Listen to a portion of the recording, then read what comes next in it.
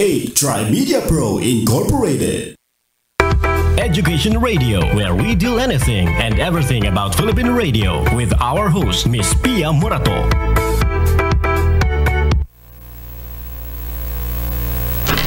Good morning and welcome to another Saturday with us here on Education Radio, where we deal with anything and everything about Philippine education. And today I have a very interesting and special guest. It's so nice that we know the same people. That's very heartwarming, as we're getting to know each other with the same interests. And to be specific, we'll be talking about maps today and the importance of maps, and interestingly enough, why it is also so significant in today's reality. I'm sure that he will be the best person to make that link. So without further ado, I'd like to introduce everyone to former Secretary of Energy, Secretary Popolotilla, who says he is a student of maps. Calls himself a student of maps, but he's also former professor of UP for law. Yes. Okay, so welcome. Thank you very much, Pia. Thank you so much for being here today. So, first of all, you're part of FIMCOS, okay? Let's just educate our listeners and our viewers. What is FIMCOS? Well, Pia, thank you for this opportunity to be here with you. Mm-hmm. Yes, okay. You can make it louder if you want. Yes, okay. What is this? I was asked to represent FIMCOS, or the Philippine Map Collector Society of the Philippines, in your show today. Yes, and we'd like to extend our thanks to you for this opportunity to be able to say something about maps. Now, among the members of the Philippine Map Collector Society, which is now going to celebrate its 10th year as an organization, I am one of the youngest, so that's why, as I've said, youngest in terms of membership. Okay. Yeah. And therefore, I do consider myself as an amateur compared to the long time collectors of FIMCOS. Okay, when did you begin? When did you start being a member of this wonderful group or society? Well, I became a member, I think that was 2 years ago, and another former Secretary of Energy, Vince Perez, invited me to finally join after several years of coaxing from the other members of the society. And now it's a group that is trying its best to promote knowledge of maps about the Philippines as a way of contributing to the national consciousness about the Philippines. And that is so important, especially today. I'm sure everybody knows all of the issues that we are, confronting, like, let's say, the shoal and all that. Mm-hmm. But I guess for us to really be able to understand ano ba talaga yung importansya, or why do we have to know what is ours, what is not, or our territory, we have to also look back into our history, hindi ba? So I'm sure you would agree with that, of course. And maps is one way, because like you mentioned earlier, you're looking into 1500s as far back, right? Coverage of like in terms even of your exhibit, which you will be having in March. Yes. You're looking as way back into even the 1500s. Is that right? That's right, Pia. Now the exhibit, which is on mapping the Philippine waters, is going to be from March 15 to April 29 of this year at the Metropolitan Museum of the Philippines along Ross Boulevard. And of course, it covers quite a good number of years, as you said, from around 1540 to 1900 of maps. And you pointed out a significant part of the purpose of the exhibit, because if we look at the Philippines, we are an archipelago, but our land area of the country is around 300,000 square kilometers. But the waters which connect those islands into an archipelago is almost twice as that. Wow. Around 580,000 square kilometers of water. And then outside of those waters, which we call the exclusive economic zone, we have another 1.4 million square kilometers of water. So the waters are essential to the lives of our people. Yes, definitely. And the future We're development full of water, of the country. Yes, indeed. well, let's hope that we are full enough not to drown in them. The point is to be able to make use of them for our national development. Right. That's really a good way of putting it. But interestingly enough, I'm so curious about what they're actually called. Sea charts, nautical maps. Is that what we call it? Like nautical maps, because like what you said, we're surrounded by a lot of water. Is that why? Is that it? Well, since the topic of the exhibit is on mapping the Philippine waters, it's essentially centering on the what we call the sea charts or the nautical charts. But these are specialized charts in the sense that they look at for example, the not only at the distance of the waters, but also they show the dangers to navigation. What do you have to avoid? The shoals, the reefs, you have to avoid them. And then you have to take a look at what are the land features that would guide you from one port to another. So these are where the lighthouses are, right, and so on. So this is the particularity or the specialization of the sea charts. But of course, before, I guess in the old days, you don't distinguish between maps, land maps, and sea charts. But along the way, you have specialization developing because there are special needs for navigation that would have to be fulfilled.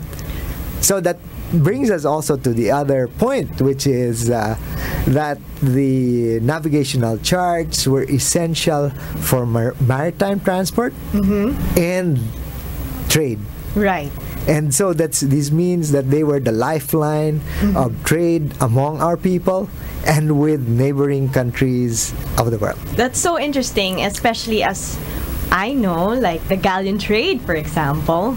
Right? Absolutely. That is so significant even up to today, because we can trace it from here to Mexico, to Spain, to the United States, right, and to China. Yes, yes, absolutely. Now, this the Philippine waters here would, of course, be covering the surrounding areas as well as the waters between and connecting the islands of the Philippines. So you get to see maps or sea charts of the South China Sea and of the very interesting major ports in the Philippines. That's so interesting because I'd like to just bring it down a bit in the sense that when we go to school, as students sometimes they are confused, like the map and then the seas, right?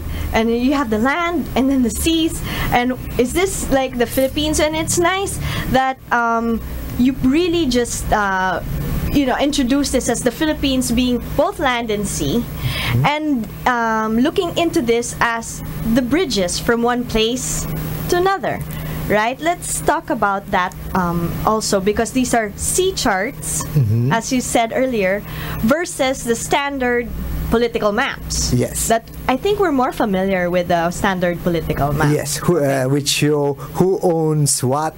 Yeah. Right? So if we're talking about the maps, political maps in the 1800s, it would show who was the colonial power over the Philippines as against who was the colonial power in Indonesia, and what is now Indonesia, and in Malaysia. Right. But the sea charts that we would be looking at in this particular exhibit would really be looking at the waters, so that it will be showing what are the trade routes on the international at the international level. So some of them would be showing the routes from one point of Southeast Asia to another, or the sea routes to China, the sea routes to Japan.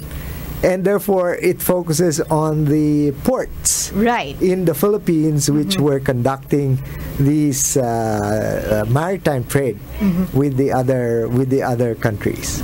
Let's talk about the ports. How important are ports? Well, the ports, of course, are very important, and I think it connects with our with the present day concerns.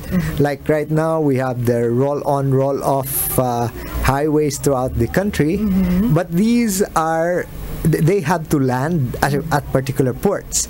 So even at that period in time in our history, the ports were always identifiable because they were the reference points for navigators.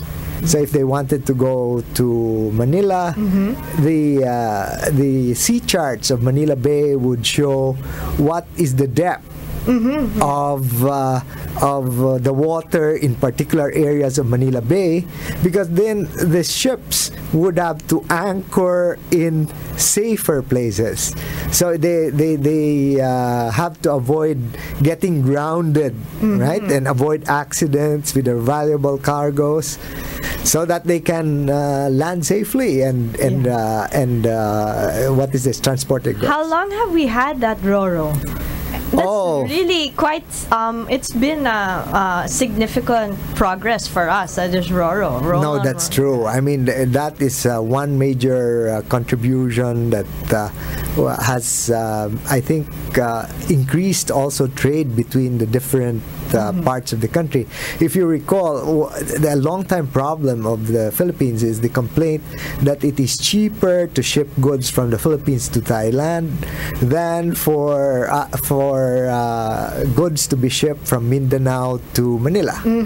But then this roll-on, roll-off nautical highway has indeed provided a very good alternative, which is you can the trucks carrying goods from Mindanao can just cross the Surigao Strait or to Negros through using the same trucks and boarding the vessels, and then from there go to overland and then to another port and so on, right? That is so interesting, especially since we're talking or gearing up for federalism.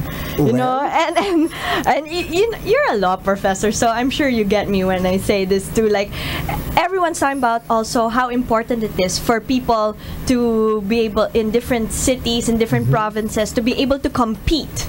Yes. Okay? And when you're talking about competing, you also bring in what they're good at, whether it be their goods, tourism spots, you know, or skills, whatever is their gift per city.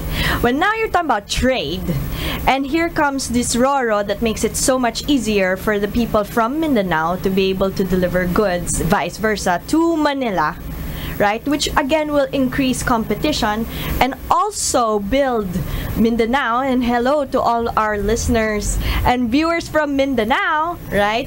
Who are so looking forward to more development over that area.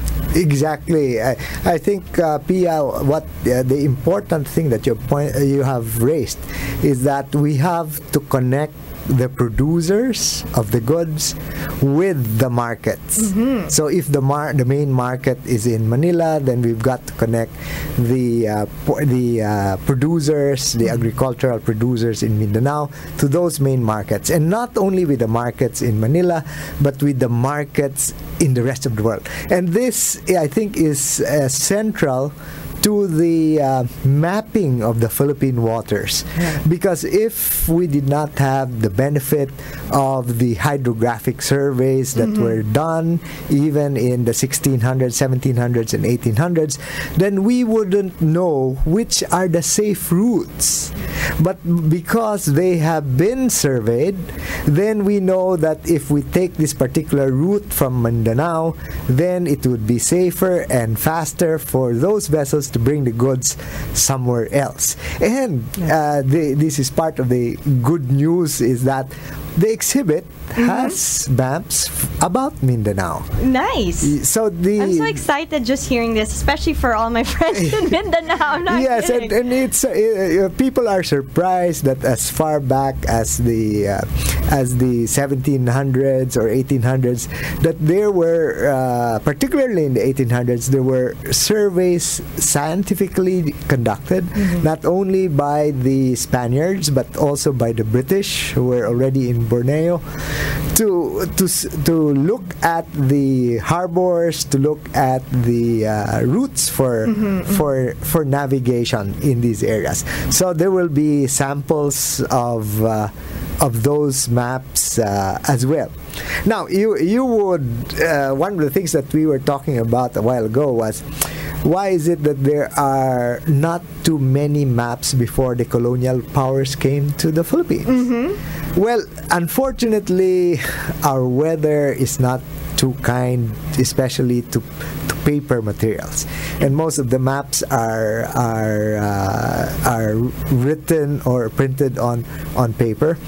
So most of the charts that must have existed even before the Spaniards came to the Philippines, most of them are gone.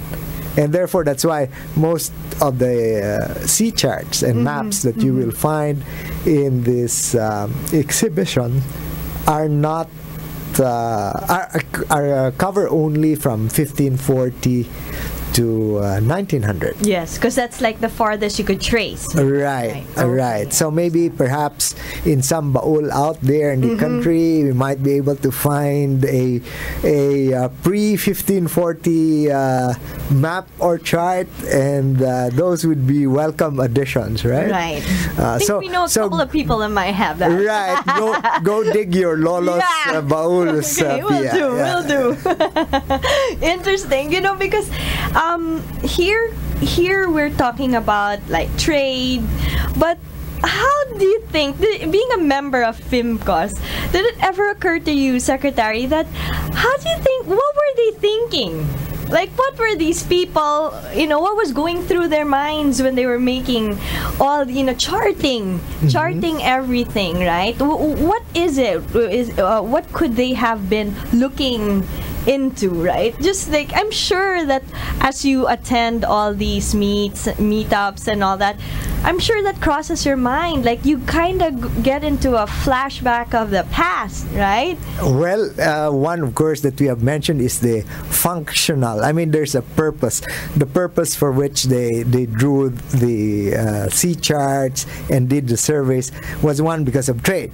They had to communicate and trade with people in other places. Right. But that's, I guess, only one aspect of it. Yeah, functional, right? They probably, that's why they also said, okay, here's the right place to put let's say a lighthouse, because here the waters are kinda, it's rough. Right. Things like that. So it's a danger to navigation, and therefore you have to avoid it. Right. And therefore, with a lighthouse, it tells ships to to give it some distance. Right. Okay, we'll just pause for a short break. We'll be right back. Hold that thought.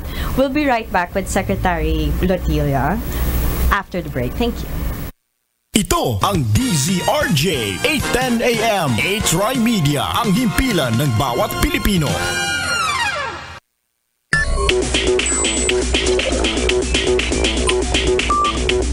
Matienza po. And I'm Pugat Explorer from Davao City, the leading expert in zoology, ecology, and pestology. Pestology? That, mate, is the science of exterminating household pests, or what we call peste. Para sa problema sa taga, ipis, anay at lamok, tawagan ang Mapicon. 5, 6, 7, pest. Hello? Mapicon! Help! Bogart? You're in control with Mapicon.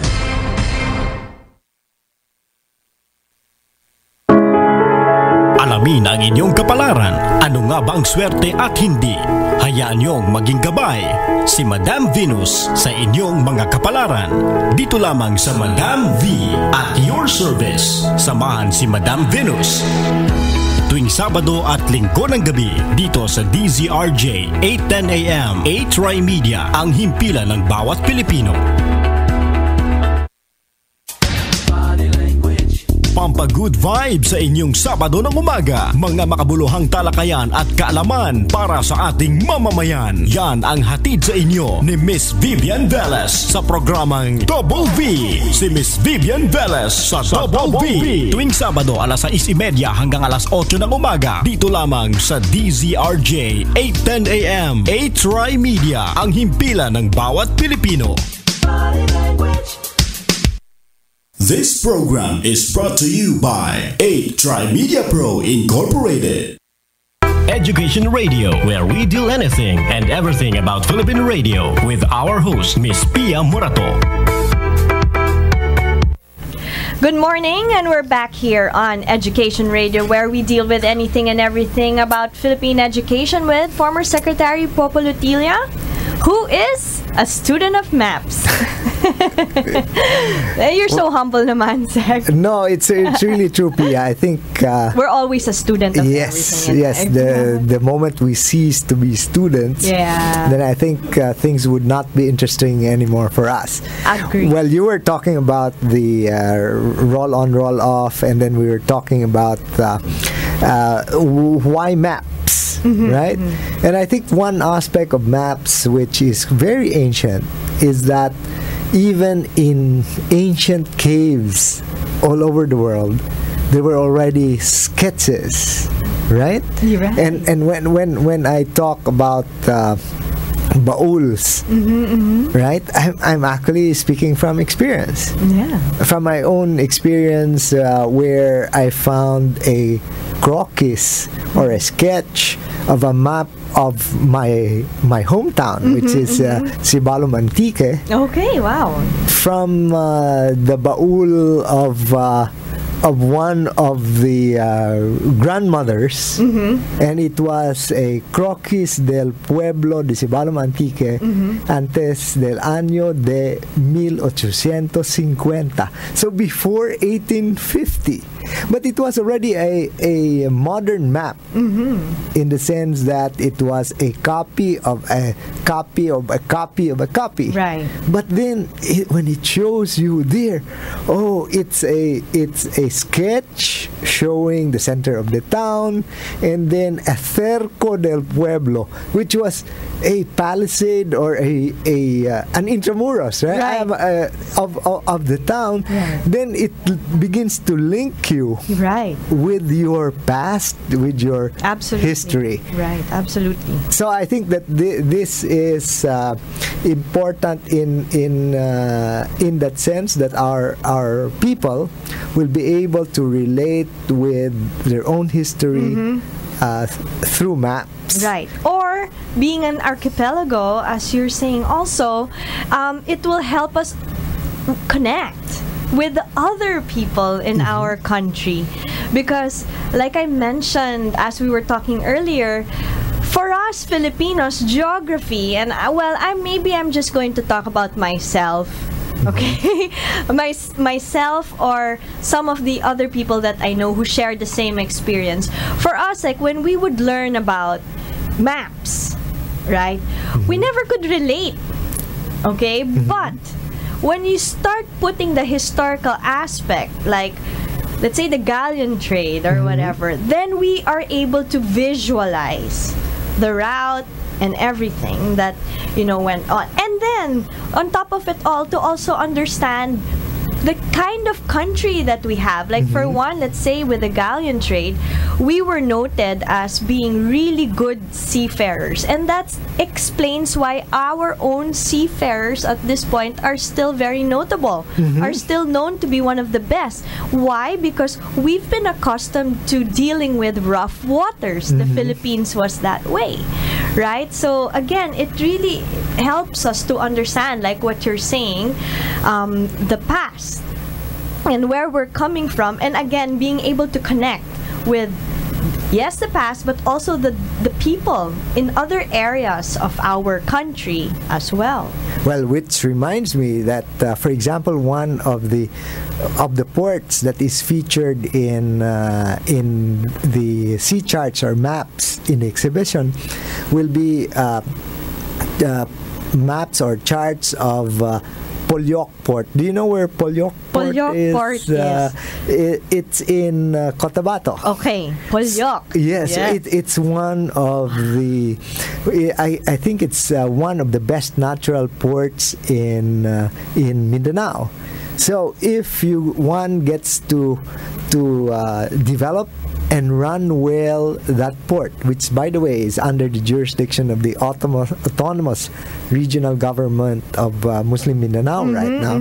But if we are able to maximize its development, and then it opens up opportunities for the agriculture sector in Mindanao to transport their goods directly to the different markets in Southeast Asia. Right. So it does not even have to be going to Manila anymore. Right. You can go direct. Right. So if it's trade with the Indonesian and Malaysian cities where there is demand for agricultural goods that will be produced in Mindanao.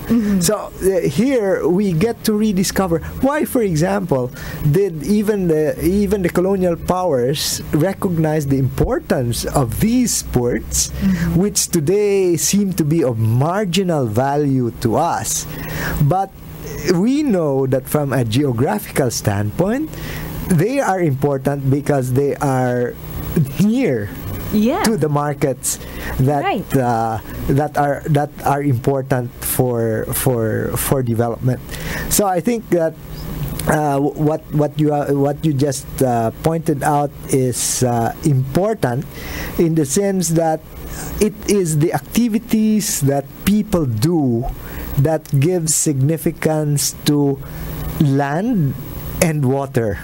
So unless we see maps in the context of what are the activities that have been conducted or that can be conducted by people in these areas, then they would seem to be alien to us. But by relating them to real issues and to history, then we are better able to understand what the importance of these areas are. Or if you take a look at Sorsogon Port, now it is in Bicol. I mean, it used to be now most parts of it are silted, and the big vessels cannot enter Sorsogon Port.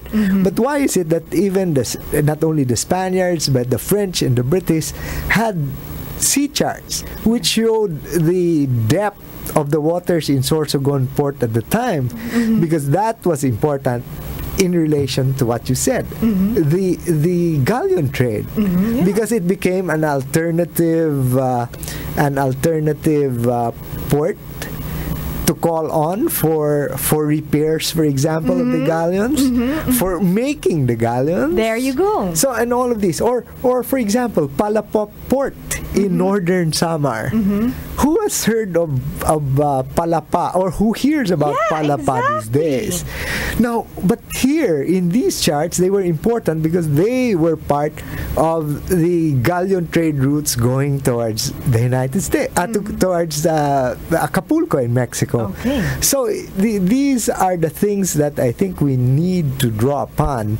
What is the significance of these particular ports in relation to the activities that were conducted then, and what potential do they have for the future? Imagine that, may kasama pang pit stop. Yes.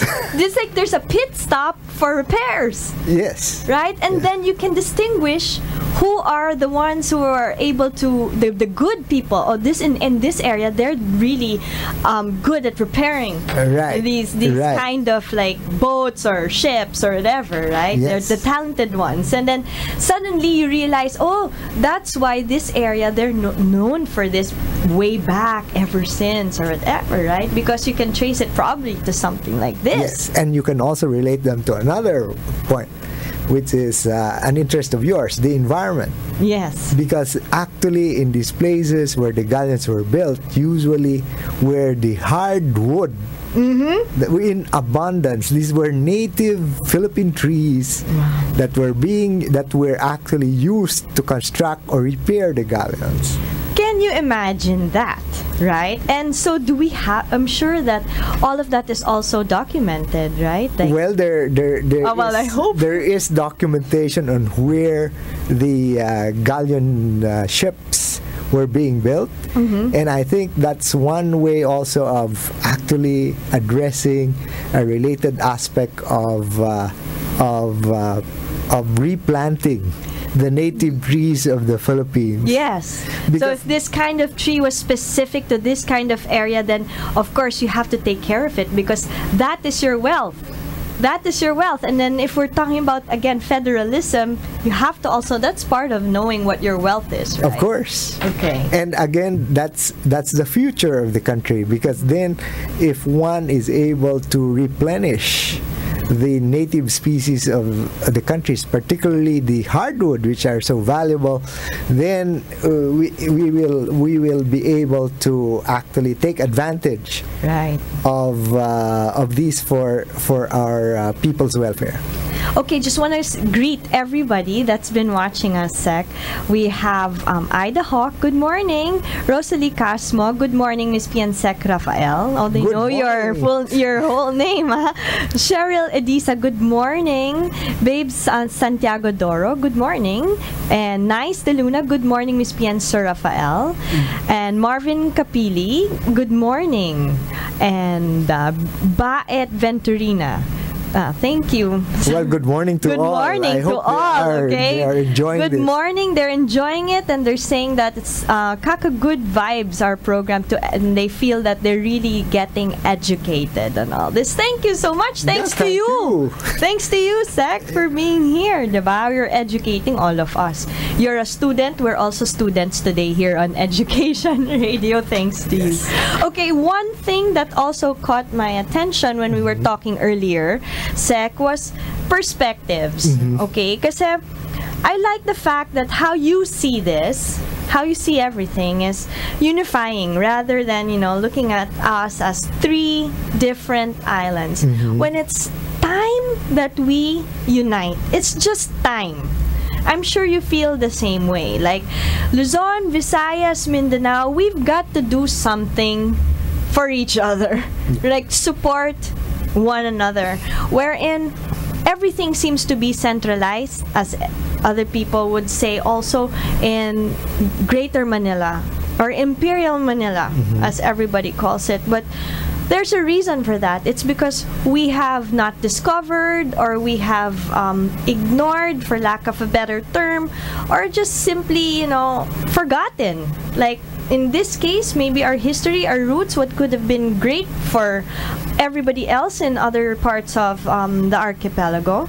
So I like to talk about this unifying aspect when it comes to maps. How can we see ourselves as one unified Philippines?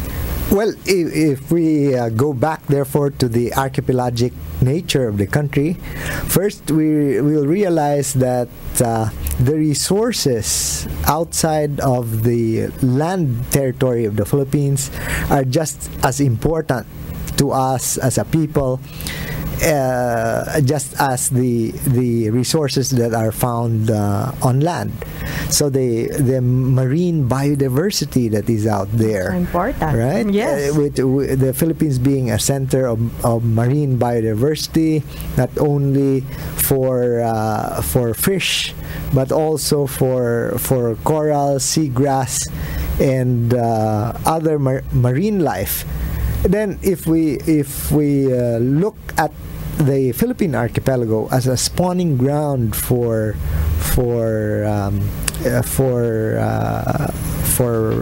living marine resources, then we see that we have much to contribute. Now, if we see this in the context of a map, then we are better able to visualize what these interests are. Without the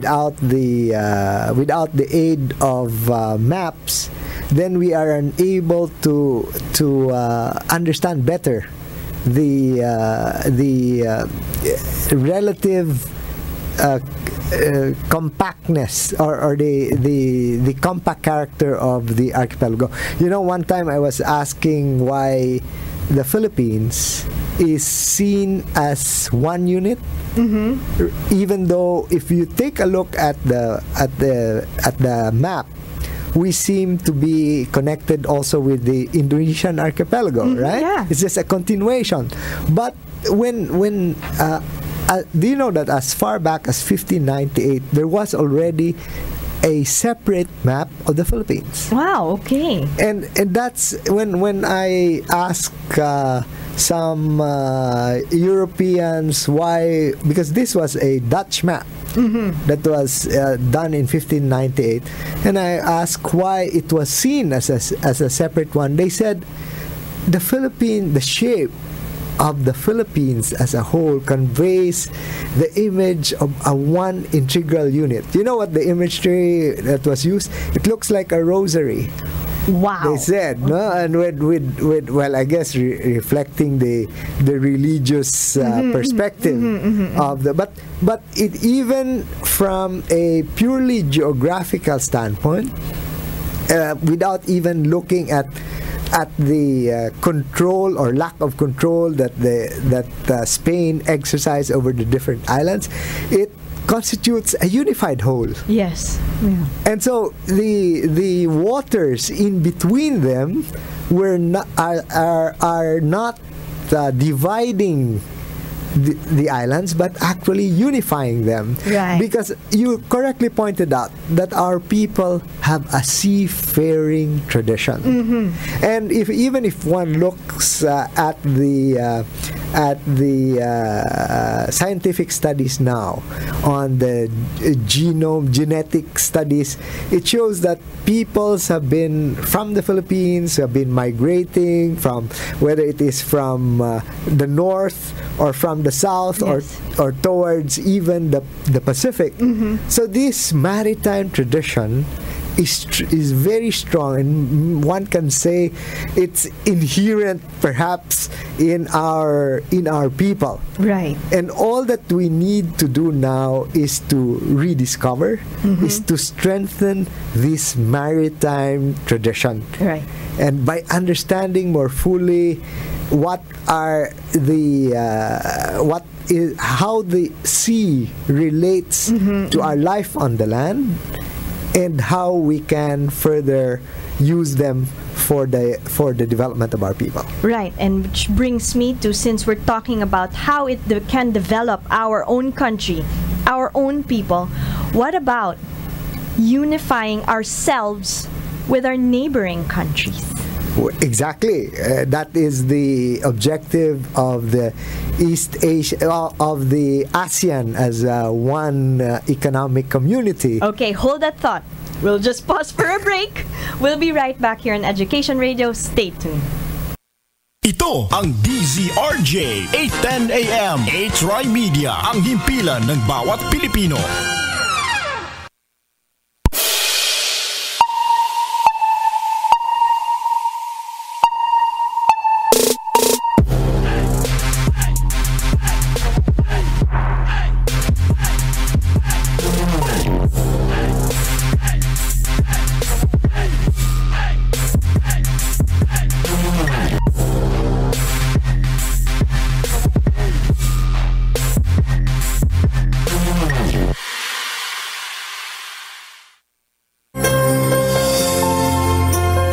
Of musical inspiration dito sa Acoustic Night with Jerry Maya. Inaan ko, nagkamali ako. Maki-join sa live acoustic jamming kasama sina Piwi Politan at Froy Calixto.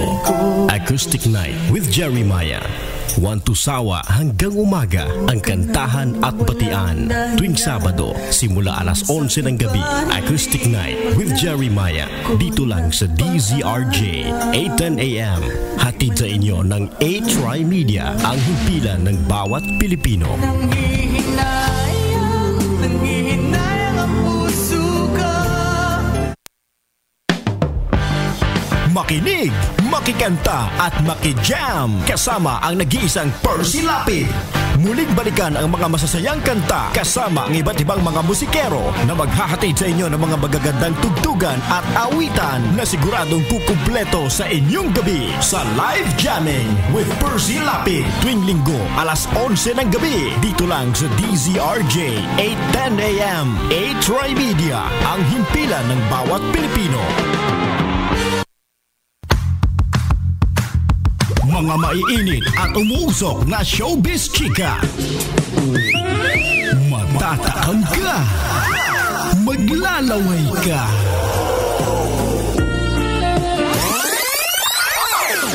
Showbiz chikang hindi lang trending at pinag-uusapan, kundi iniimbestigahan dito sa DZRJ 810. Tuwing Sabado, alas 3:30 hanggang alas 4:30 ng hapon. Chikan Chika, kasama sina Afi Africa at Tart Carlos. Hatid sa inyo ng A-Try Media, ang himpilan ng bawat Pilipino. This program is brought to you by A-Try Media Pro Incorporated. Ito ang DZRJ 810 AM. A-Try Media, ang himpilan ng bawat Pilipino. Good morning. Good morning, and we're back here. Good morning, and we're back here on Education Radio, where we deal with anything and everything about Philippine education. Maraming salamat to everybody who's been texting us, joining us live, saying thank you for the education that they are getting today, and sana po nakatulong kami sa inyo.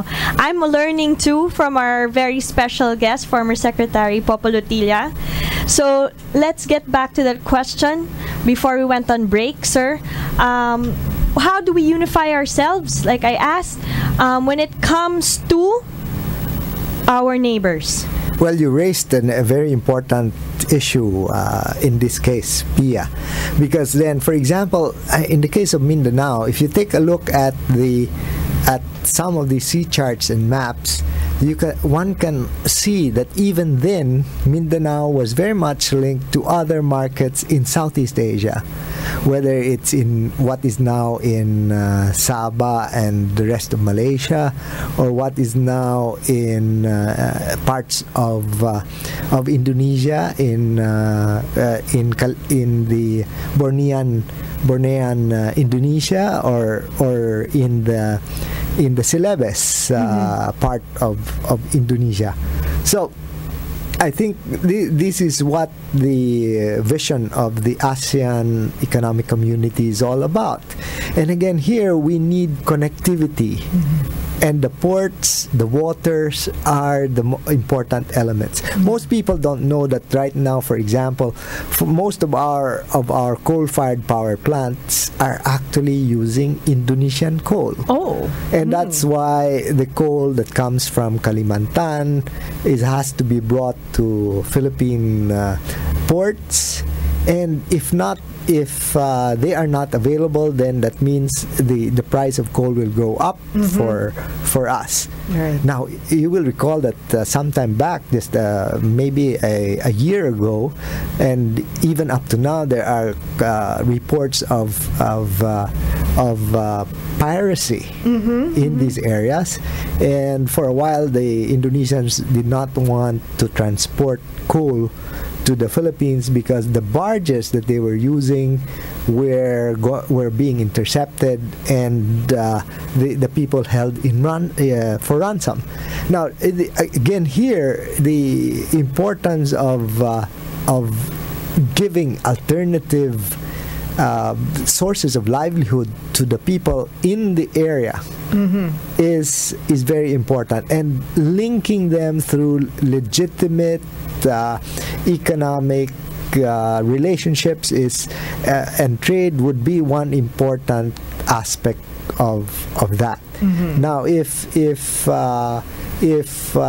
we regain a higher level of activity, of economic activity between these islands in the south, for instance, then that would mean a lot in terms of giving our people there alternative livelihood. Right. So these have great implications. Right. And of course, now we're not talking only about sea routes, but also about air routes. Still, however, the bulk of trade is conducted by sea. Right. And that's why it is important for us to ensure safety of navigation, and including safety from piracy. And that can only be done if the neighboring countries of the Philippines, particularly Malaysia and Indonesia, get together in order to uplift the conditions of the peoples living in that particular area. Right. That is so important. And how now, because we're looking into history, what about cultural aspect? You know, how do maps also help us appreciate further cultural aspect, and in relation again to our neighboring countries, and not just our neighboring countries, but our European countries as well, because we share so much. Like, again, we'll use the galleon trade, where we've gone through Mexico, United States, and Spain. Well, one you pointed out is the proximity, of course, the proximity of the Philippines to other neighboring countries, particularly in ASEAN, and as well up north to China and Indochina and the North Asia. So, what is this? The seas are important in not only maintaining but in enhancing our relationship with all of these. But on I guess that from another standpoint, the maps also show that we are connected not only by proximity, physical proximity to the countries in Asia, but part of our heritage is that culturally we are also linked not only to Asia but also to Europe and other parts of the world. Because if one looks at the maps, these are maps that were done primarily by cartographers from the European colonial powers. But that is part of our heritage, and we must be able to get the most positive things from that heritage. For instance, there was a time when I was talking with a Chinese friend, and he was telling me, you don't realize that you are better able at dealing with with the Western world, because you've had more than 300 years of dealing with them. Whereas that person who served in UNESCO in Paris was telling me he spent 3 years just adjusting to the way the Westerners think. So we can look at it as an advantage, this whole 300 years. It is. It can be an advantage if we want to, right? Because we have a better understanding of them. It doesn't mean that we cannot. It can always. It will always be on an unequal relationship, but it is something that we can make use of. Level the playing field. Right, exactly. I mean, we are better able to turn it into an advantage from a disadvantage. Right, nice one. What about now? Because in terms of culture, I'd like to also touch on, what about restoration? Oh, the restoration, of course, you know that especially our friends from the Spanish Embassy have been very helpful here, whether it is in the establishment of a taller, which Escuela Taller, where they are helping us develop some skills that we have actually lost, like in masonry, in wood restoration, and so on. That they've been good at that. They have given us assistance when I was at the NEDA. We had we had cooperation projects with the Spanish government for help, for assistance to the National Archives of the Philippines in preserving the documents the Spanish documents in those archives. So there are many areas where we have had a strong relationship with these countries. So I hope that gets to be strengthened. For example, most of these maps, we said that most of these maps are that paper products, particularly maps, are not often found in sufficient quantities in the Philippines, because the weather, termites, fires, floods have not been so kind to paper here as they are in the temperate countries of the world. So most of these which we now have actually come from European and American sources, but that's the way we are able to recover because they have dealt with us for how many years? Exactly. So they too have that advantage, and that's what we want people to also understand. The same way, because we have the same advantage, we will be able to collaborate with these countries as well to, for progress. Because what we're looking into is really progress, but based on our history. Right? Because I don't think any of us, any country, will be able to move forward if they do not know, right, their basis, which is their own history. Yes. I'm sure you would agree. Yes, and definitely the early forms, you mentioned the galleon trade, or the trade with Europe, the trade with China, the trade with Japan, these have been, and the rest of Southeast Asia, they have been going on for centuries, and even with India. Yeah. So, but these are earlier forms of globalization, in a sense, right? Because they link our peoples not only among themselves, but with other countries of the world. And I think this is the aspect that or the perspective that maps are able to give us. Okay, we can zoom into parts of the Philippines which we don't even know through the maps, but we can like when I went to Dapitan in Mindanao. Do you know that Jose Rizal made a topographical map of the island of Mindanao? Really? And it's No, in yeah. front of the church in Dapitan. It's amazing that at that point in time he had a complete topographical map of Mindanao. Wow. And it's preserved up to now Up there. to now. It's made of grass. Wow. Okay. And it's there, but it shows you the whole island, including the Zamboanga Peninsula. So if our perspective is we can zoom into parts of the Philippines and know ourselves better, then we can also zoom out Exactly. That was my next and question. see That's great. where we relate to the rest of the world. Right, because on the geopolitical sense now, that and this is what you seem to also be talking about, we will have this again playing, being able to level the playing field.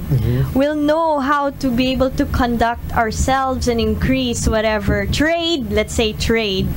Because again, just drawing it back to our earlier discussion where we have a RORO now that can enable us to do trade Mindanao with, let's say, Indonesia straight without having to go to Manila.